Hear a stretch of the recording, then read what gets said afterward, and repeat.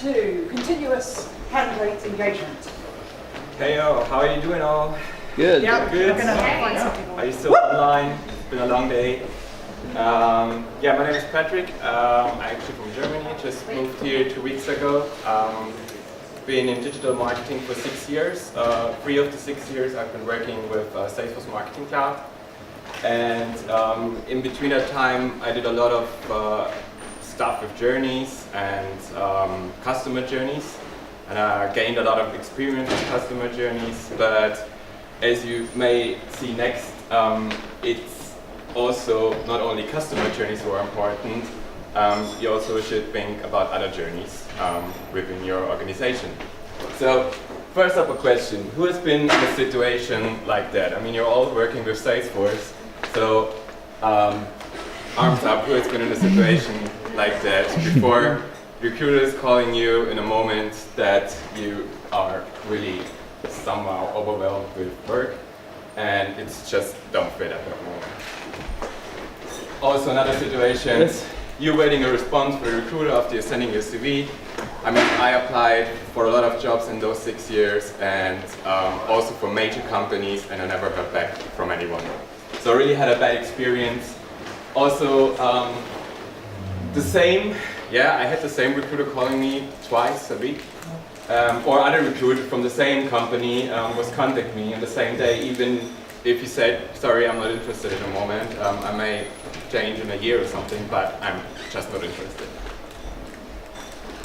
So I first want to talk about the customer experience. So every one of you guys have seen PowerPoint slides like that. It's all about the customer, he expects a competing experience, requires all partners and teams work together, you're all doing that, you're familiar with that. You have to have like a compelling experience. So what does it mean for recruiting? So we were thinking a lot about the approach of recruiting because we have a lot of customers who needs good talent. We are a partner, we're a growing partner, we need good people. And we're thinking a lot about how can we attract people? How can we show that we're a cool company? And we're a cool company. Steve, our CEO, is sitting there, and he was also surfing. So we're a bunch of cool people, and we just want to show other people, yeah, that the experience you're going to have with our company is cool. So how can you do that before they even get to know you?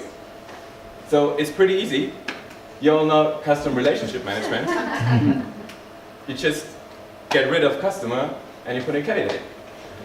So you've been all doing and dealing with journeys and stuff like that, and we just used our existing knowledge to kind of change the way we are looking at candidates, because to be honest, challenges companies are facing with customers, they need the same with candidates. So if you look at the numbers, after one negative experience, 51% of customers will never do business with a company again. On the other hand, more than half, 58% of those with a prior negative impression of hiring organizations said they would not apply again in the future.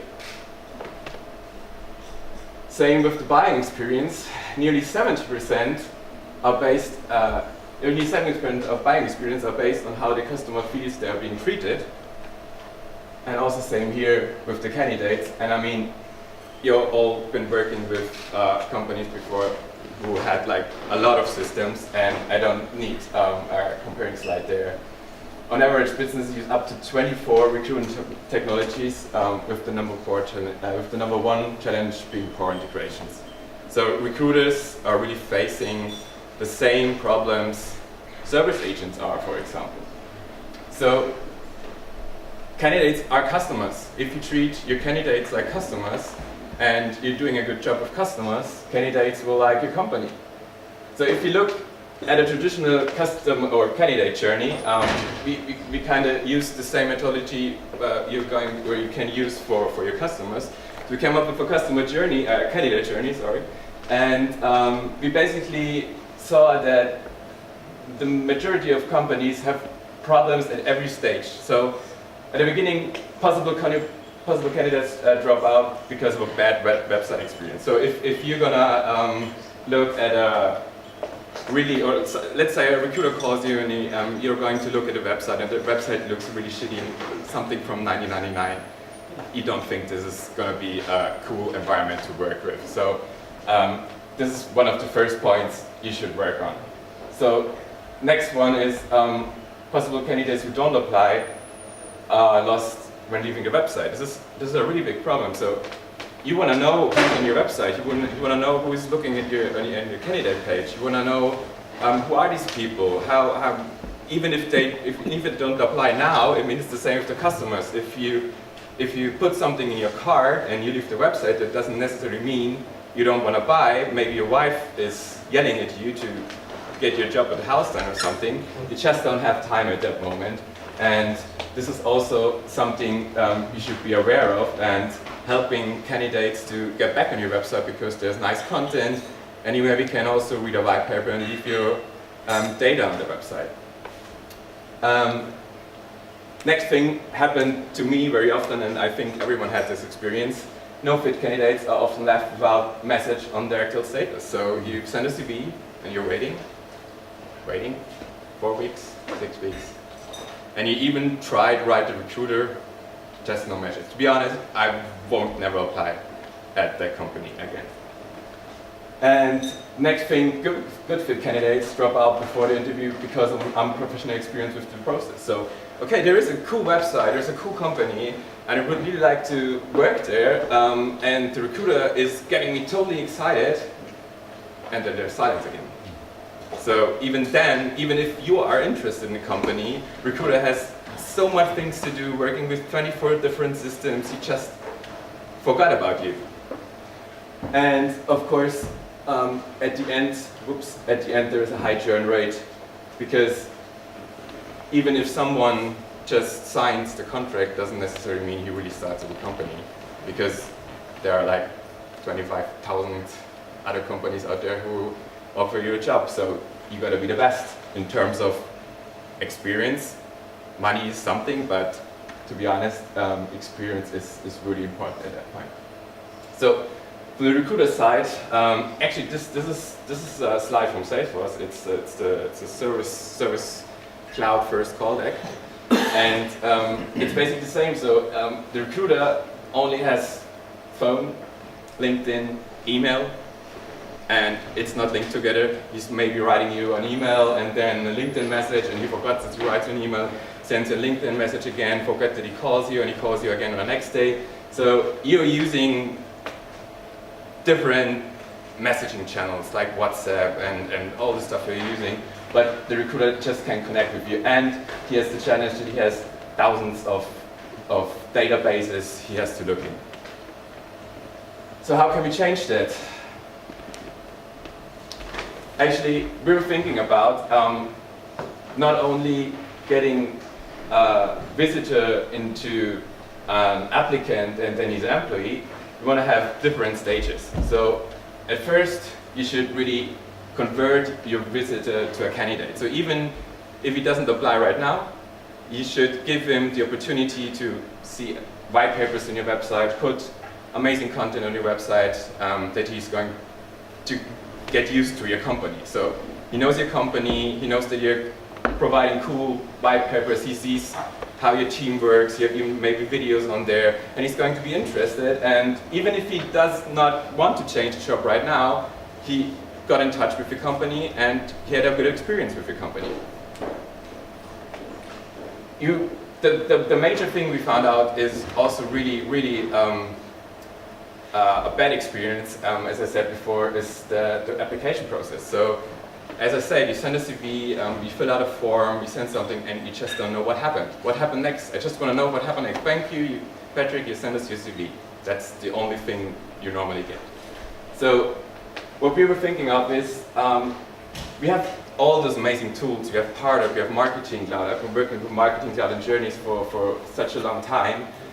And we basically want to use this integrated with the website, integrated with Sales and Service Cloud, and also with Salesforce Communities to build a candidate portal, which is getting the applicant through the whole process. So he's going to be aware, did the recruiter see my CV? did the recruiter already had the time to kind of look over my CV? Did I slip out the process? Even if I even if I'm not hired, I'm going to be offboarded. So sorry, Patrick, not this time, but maybe next time. Here are some other jobs you can look at, or just leave him with a not that bad experience, actually.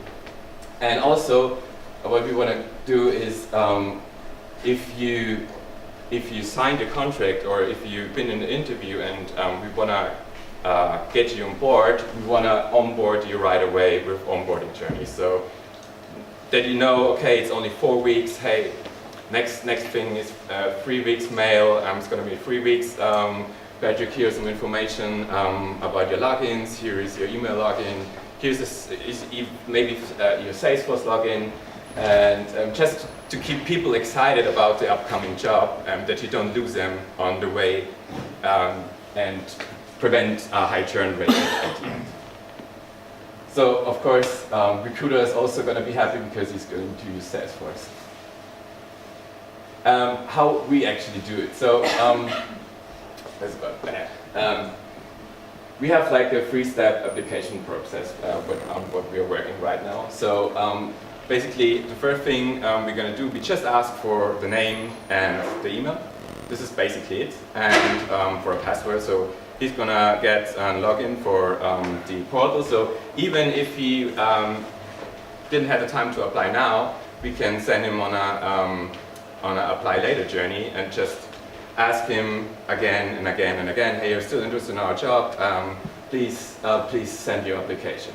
And also we want to give him the chance, because we know that people having a hard time, you have those thousands of meetings, and you just want to pick your time, and we don't want you to kind of send you a time slot and then you have to come. So we're going to give the candidate an opportunity to just pick out the time when he's available for the meeting. So this is all going to be one experience in one app, and you don't have like thousands of emails and LinkedIn messages. Hey, go there, do this. And we also, it's a little bit small here. We're also going to include stuff like, this is going to be the location, this is going to be the people you're speaking to, because this is all, you're going to be nervous, the candidate is going to be nervous at the job interview, before the job interview.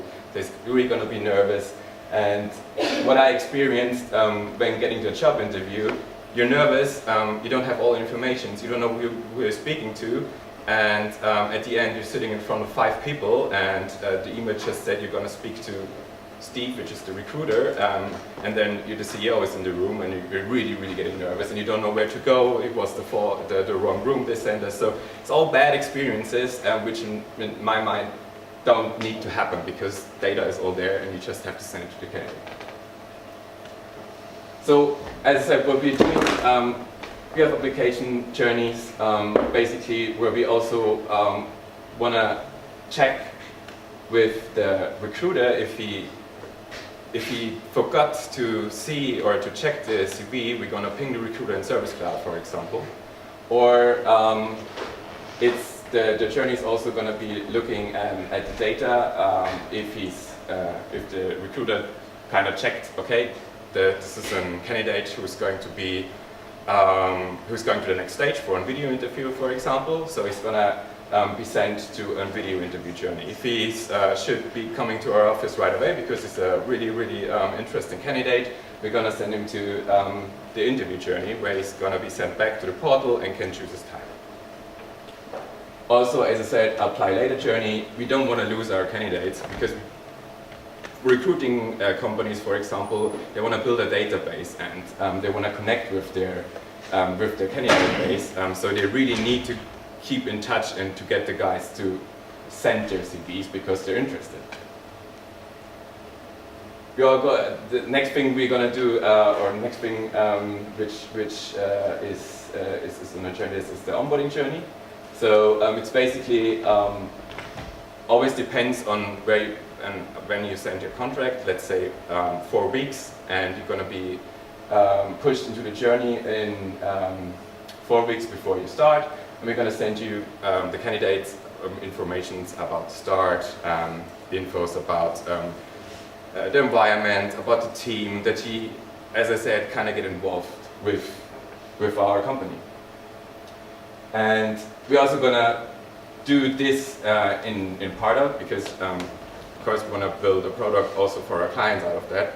So that means if you're working with Pardot, you basically have the same chance to do that. Maybe not so sophisticated as in Marketing Cloud, but it's gonna be the same. So what can you do about all that? Just to summarize this in a bit. So as I said, I think the main thing you should do with your candidates is to make the recruitment process transparent. There's no need to leave them behind and just don't tell them where they are in their journey.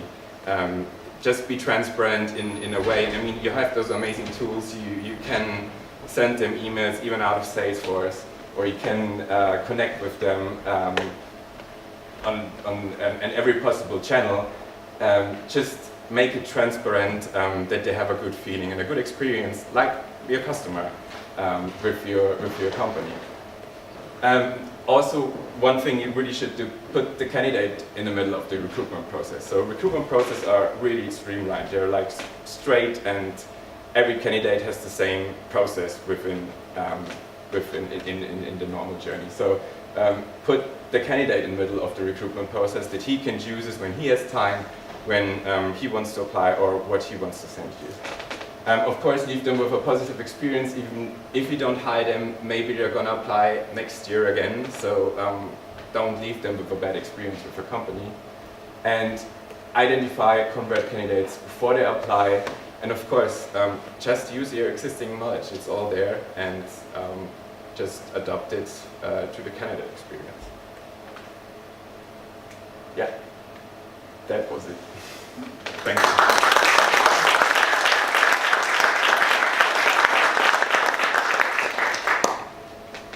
Please. Do you provide feedback for candidates if they are not successful? Something we think about, but at first we want to do like a smart offboarding, just to let them know, okay, sorry, this wasn't your time. Maybe next time. Or here are some more jobs. You apply for a senior candidate, for a senior consultant, for example. But your level is more junior. Down the line, maybe. Yeah. So it always depends. I mean, the main thing is to get the recruiter more time to do stuff like that, because as you know, or as I showed, like there are so many systems. They're just working so manually that they don't have time for this. And if you don't have a recruitment team with, let's say, 10 or 15 people, you don't just have time to give everyone a feedback about this. And the next thing is, if you look into enterprise companies, so we've also been talking to customers and also to our mother company, Sapient, and they told us they have all these data, but I mean it's in Google Sheets. It's not even in Google Sheets. It's in Word documents and everything. So you could give a feedback, but the data is there, but you can't just use it at the moment. So this is going to be maybe a next stage. Yes. Cool.